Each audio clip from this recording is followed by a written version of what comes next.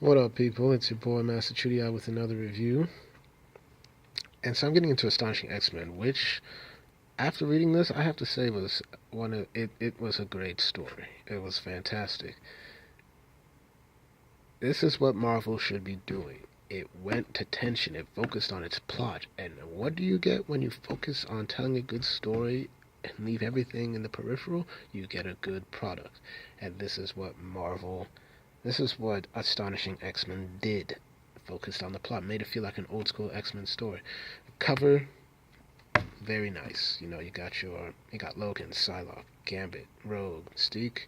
She's not in it though. Bishop, Phantom X, Archangel, and it's just good storytelling. Um, you know the art in this is fantastic, and pretty much the first page just goes into the explanation of what it means to be a psychic, the dangers of being a psychic, how when you're a psychic, you have access to the world, but the world doesn't have access to you. So, if you hear everything, you go mad. You're an easy target for like whatever can happen to your head, and that's how we've always seen psychics in all the animation. We see that she's not the only one, but we see all these psychics getting attacked, and then Psylocke here, gets attacked as well. So, as her mechanism, she sends out distress signals through her psionic purple butterflies. And the dialogue here is explaining pretty much everything, and who these people are. And tells pretty much saying that it's not going to do her any good to send out this help. And then we get this solid, I just think it's simple and solid. It's simple, Astonishing X-Men, Life of X, Part 1. So, we have Bishop, who's, just studying, and, they do a very good expose on him. And, I think the art of Bishop is pretty good as well. And we see purple energy, distress signal. We have Warren, Angel, flying around, thinking, but at the same time, I guess he's also worried that he might be Archangel again. We see that purple aura coming for him as well, distress signal. We see Gambit, with a little luck, stealing, doing his thing, and charging up. And Gambit has always been probably my favorite X-Men. And so we see him throw bombs, escape. His partner, Phantom X, comes in. We see purple aura coming for Gambit as well. So distressing for him. Then we see that Logan and Rogue are together, and they're talking as well. Their usual banter, and we see purple aura coming for her as well. So we now have those who were called by Psylocke: Bishop, Angel, Gambit, and Rogue. And they're here to help her out. And we see that Psylocke is in trouble, begging for help. She's in her moth, or this looks more like a moth than a, well, I guess you can either call it a moth or butterfly, but we see that her representation is now physically manifested, and she's inside this thing, and she's like on this spire in London, and she's begging for help, and her psychic power is now affecting people down there. She's asking to be set free. Something is attacking her. So we see that we have Logan take over the ship, telling the other ships, the English Air Force, to basically tell her to stop shooting at her. And the detail of this art, very good. It's just good. It's well drawn out. And the dialogue so far has been, pretty good. We see that Rogue is telling him, like, these people are getting attacked by this thing, so they have a right to be testing. And he's like, well, we can't let them kill Psylocke. And she's like, don't. And she's like, yeah, we shouldn't, but fighting over it right here is not ideal. So Rogue jumps out, trying to get to Psylocke, and we can see that there's like a defense mechanism where these things are shooting out, and they're actually strong enough to cut her because And here Rogue is very indestructible, still having Carol Danvers powers. So we see her trying to talk to Psylocke, trying to get her out of it, and these things are still coming after her. these psychic blades that are acting as defense mechanisms as she's trying to tell her to calm down. Then we see Angel coming out in the light, protecting her. I don't know whether he's reverting his wings as to like his metallic archangel wings. I don't know, because that seems to be the only way to deflect those things. Even though I know his wings are very powerful, but you know it is what it is. So he's like saying you're saved, basically. So you see Gambit and Phantom X come through, and here we see that Phantom X, I guess, had some sort of thing with Psylocke in the dialogue when when Gambit says she needs our help, and it's like I thought she was your guy in, or maybe love, but my French is terrible. I don't know. But then we see more of this shards of psychic energy come after them now, attacking the people. He's attacking helicopters, so Wolverine's like, okay, as it's going for them, he's like, keep running down there, don't look back, I'm coming. So Logan comes down, and we see now this time Phantom X and Gambit are trying to fight these things off, these energy spikes that are coming. And so Logan's like, okay, keep running. And so you see Gambit go do some cool stuff, charge Phantom X with some clips so that he can shoot these things out as well, which I think is pretty nice. It's very cool. So when Logan tells the civilians to keep on running, he's like, yeah, that's right, focus on me, these energy spikes. It's like, I'm right here. Always there. So we see that these things are also blasted out. Then we get Bishop, sweet-ass Bishop, looking in a very modern stuff with his suit, bigger gun, everything like that. So he's like saying, so you're the Logan who killed his X-Men in his own dimension, right? It's like, yeah. It's like, are you going to kill the X-Men too? It's like, don't want to, probably won't. And, Bishop's like, okay, I guess we'll see, because, Bishop's always cautious like that. So we see, Angel pick up Bishop, saying that Rogue needs him. And, Rogue, and he's like, okay, Rogue, what can I do? He's like, I'm going to need, basically what she needs to do is that she needs him to take the powers from her as she siphons off the psychic energy from Psylocke so he can redirect it. And he's like, yeah, I can do that. And she's like, you sure? Because that doesn't sound too, this seems a lot. It's like, no, I'm not. But unless you got a better idea, let's get on with it. She's like, okay, you got it.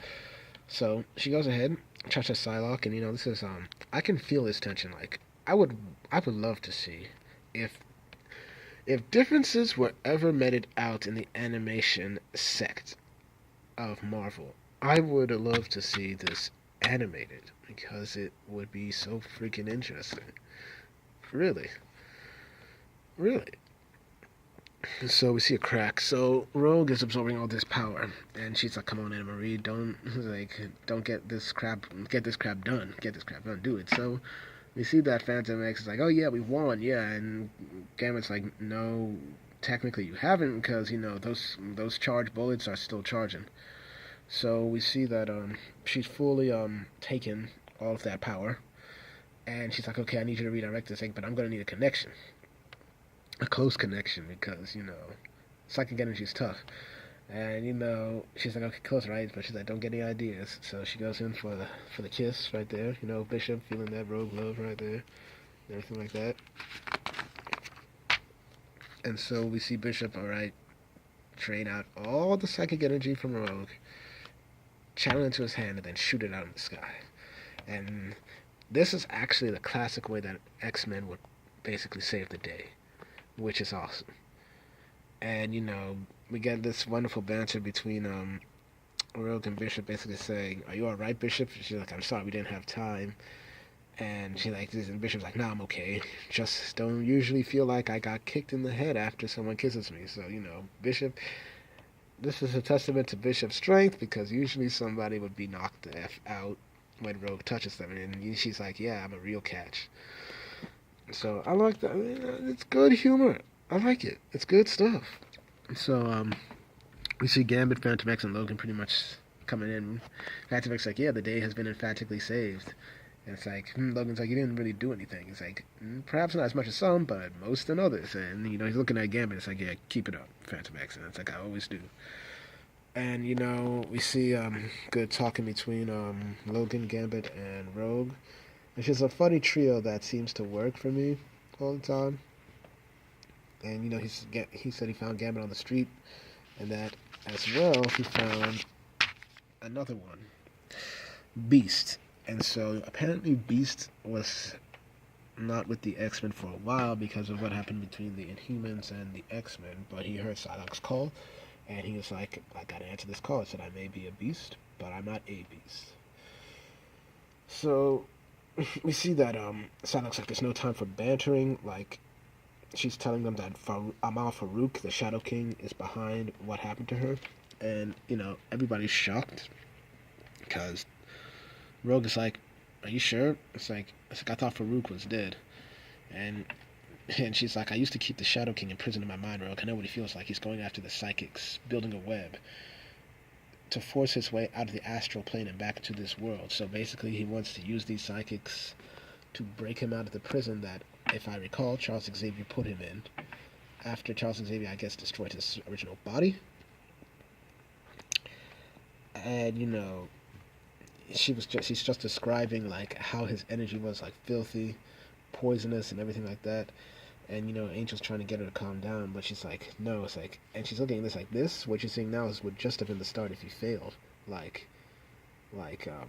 This is only gonna get worse. And so basically it's like, yeah, this is bad, so what do you want to do? So basically what she's saying is that she wants to head into the astral plane to take the Shadow King down. Basically. And, Logan volunteers to go, Gambit and Rogue as well.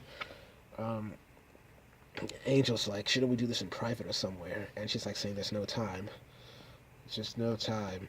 We don't have time for even this conversation, basically. So Angel's like, okay, I'm going to stay behind and watch over your bodies as you're in the astral plane. Beast also volunteers to go. And then Phantom X also said, yeah, I'll go. And then, Psylocke's like, Jean-Philippe, why are you even here? So Jean-Philippe is his name as well. And, like I said, they've had not a very good history. And, he's like saying, look, everywhere Gambit goes, I go, because he's got to pay me what he owes me. And he's like, and Gambit's like, we're keeping that business between us. And like, yeah, our friends need to know about our business. And, apparently, he's like saying, I could be useful because my powers of illusion would be perfect in the astral plane.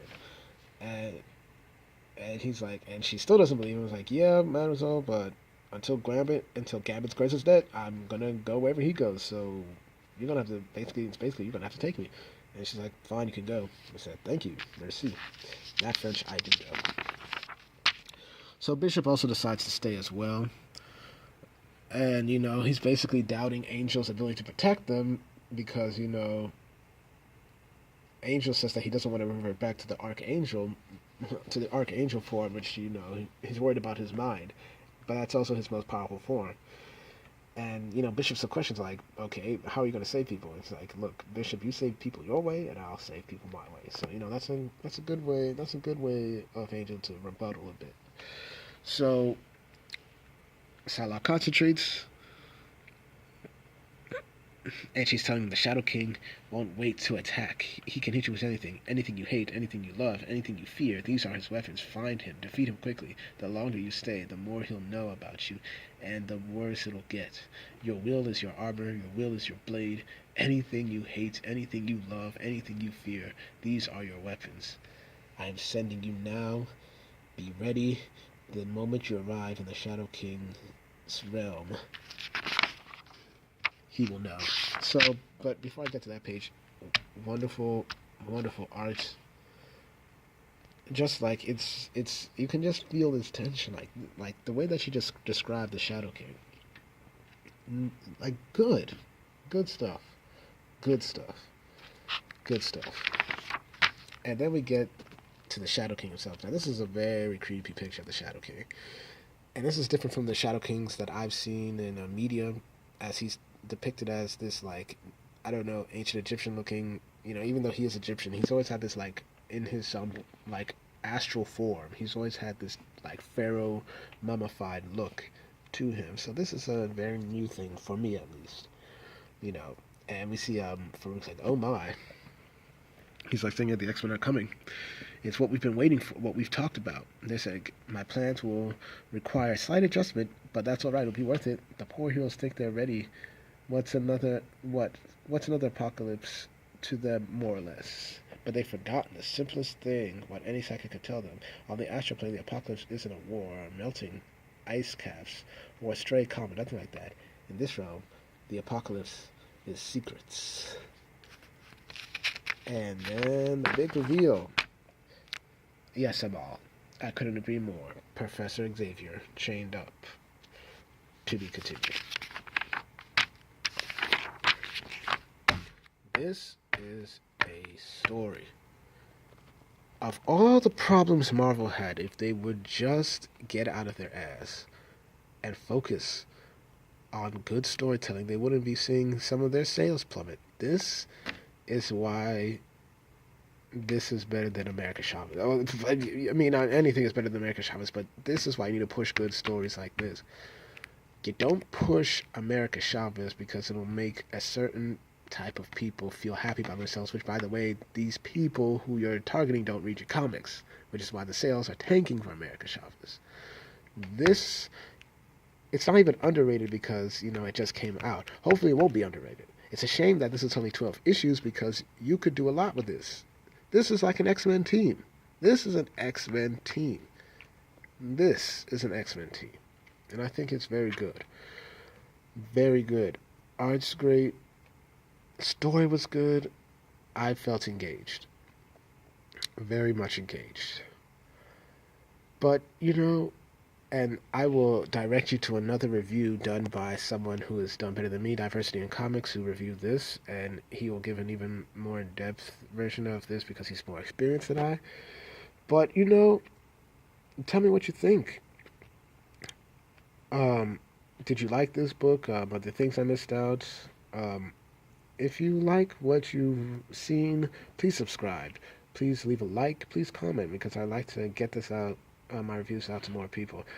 Coincidentally, I've just been reviewing DC Rebirth stuff because, at this point DC is really running me over, but it's refreshing to see, this, a good story taken through.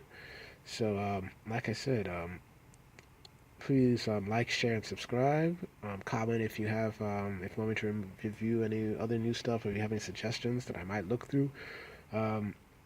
I hope to check out the new Teen Titans that is coming out this Wednesday. Hopefully the shop will have it because they did not have this new Super Sons issue, but they definitely had America Chavez and Invincible Iron Man and enough secret invasion or wars or whatever the heck is going on right now with Marvel. But yeah, thank you for your time.